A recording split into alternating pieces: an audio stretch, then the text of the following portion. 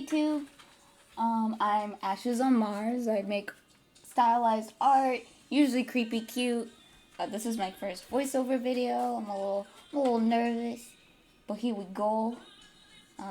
Starting with my process, I usually start with line art, obviously. It's usually a very quick process. It's mixed with a lot of clean lines and cross-hatching.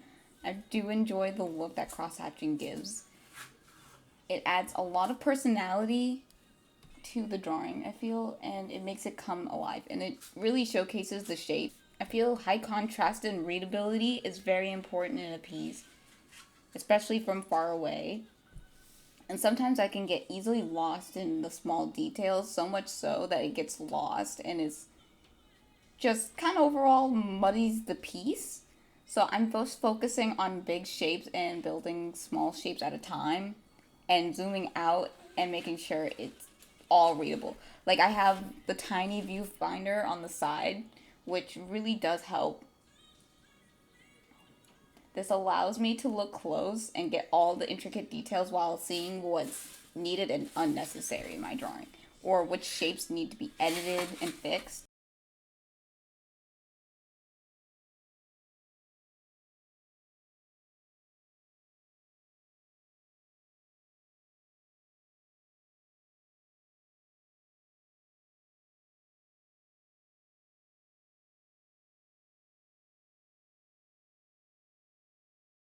Okay, here I'm just trying to add some shape to, because I feel like by itself there was not enough like a good composition. So I'm adding a little bit of the little bit of stars in the background to add more shape and like not readability, but something interesting to look at.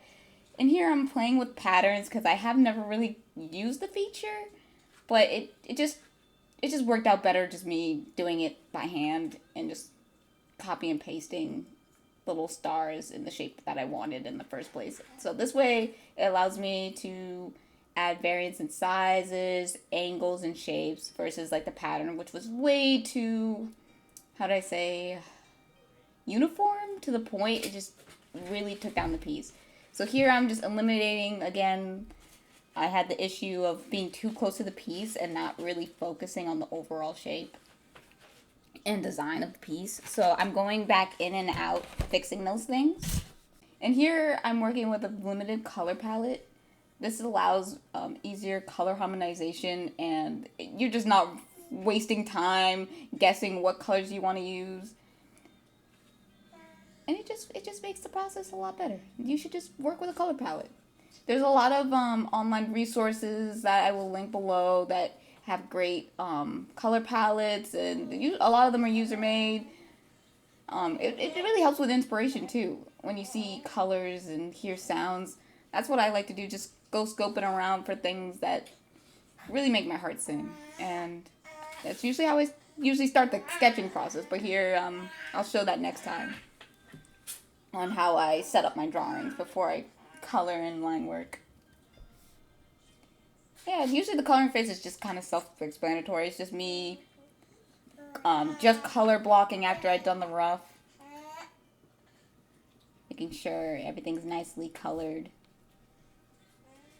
I also feel, this is just a personal opinion, but I feel like sometimes not people, but like, I think this is just a personal style choice, but I don't like it when my line work is too clean and crisp, because I feel it just gives so much life to a drawing when you could see those little like human errors and those little things.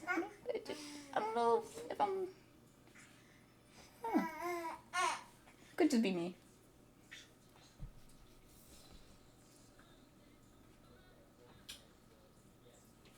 And this is just the cleanup phase, playing around with cropping and just the overall colors. I was still playing around and trying to figure out, I really wanted to try the pattern system. I kind of liked it with the dots. I don't know why I didn't keep it, but now looking back, like that's also another thing. When you look back at your old work, you kind of just sometimes think, hey, why did I not post that? Or why did I never really finish this drawing? And I think it all comes down to how you grow as an artist. And it's always fun to just keep these pieces and look back and just be like, wow, I really came a far way from where I started. And you could see those old drawings that really make your whole heart sing. And just keep your sketches. Keep your sketches and always look back. Because you never know, you might find a gem and that you're finally able to draw because you came so far. And it's good to love your old art, even how bad it looks. And I kind of regret, not even kind, I really regret deleting my old DeviantArt. It's good to always look from how far you've come. And love every part of your art process. Anyways, so that's all I had to say for today. I hope you enjoyed my first video. And I enjoyed really making it. It's very therapeutic to me. Yeah, Baba.